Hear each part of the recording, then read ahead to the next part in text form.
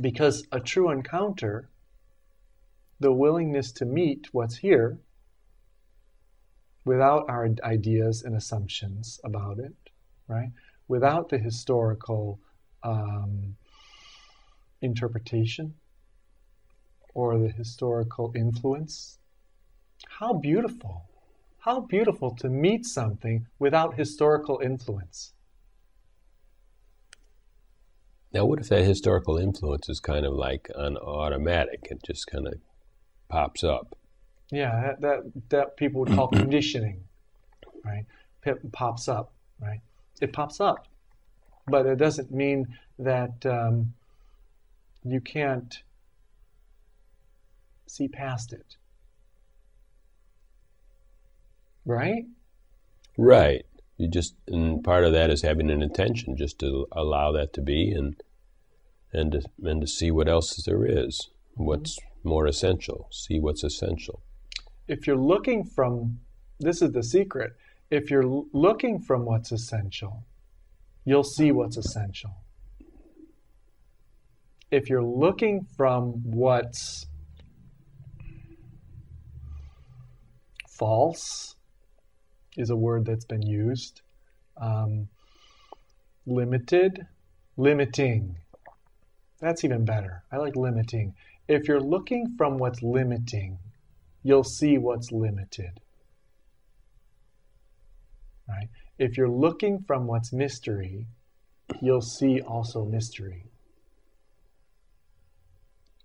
But concepts, right, that flow from our own self-understanding and through comparison to the understanding of others, right, or vice versa, start with others and then ending up with ourself. That self-concept, when we really are present, there isn't a self-concept, really. And when we ignore presence, when we get re-identified with we only re-identify the historical with self. history. Yeah. Then something is lost in our experience. Something is lost to us in that experience. Because that experience could have been open, could have been beautiful, could have been exciting, but instead it turned boring because you're looking at the person and you're like, oh, I know this person. I don't even like this person. You know, you're telling yourself that. You're not allowing yourself to see. You're not allowing this space. You're not taking the person in their natural habitat. If you experience the person in their natural habitat, that means there'll be space around that person. There'll also be space around who you think you are. And there'll be space that all those self-concepts that you have won't create a crowd. And there'll be space for love, something new, a connection. There'll be space for a connection. Can you ever look at anything and say, I got it? That's what the mind is always trying to do. Mine included. It's trying to look at something and say, I got it. To look at a person, size it up. I got it. Evaluate. Right? To look at a flower, size it up. Categorize it. Right? To look at enlightenment, awakening, right? To understand it. Okay, I got it.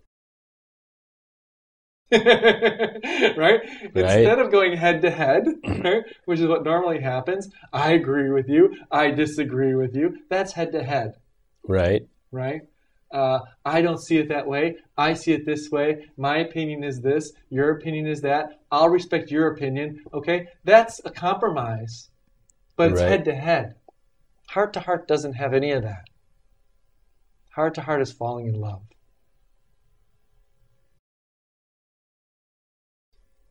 That's right. The heart has no capacity to reject. None. That's why it's that which doesn't resist even your own resistance. That's the heart.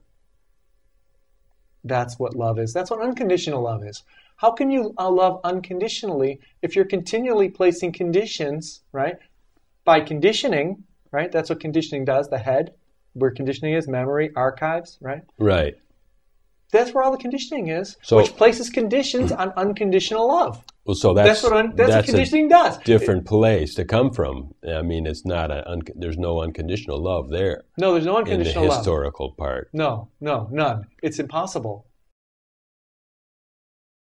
Love, right? What I'm talking about, right, which is a real encounter, right, does not have a preference. It doesn't have a preference. Like, I love this person more than I love this person. It's only love. And it's only loving love.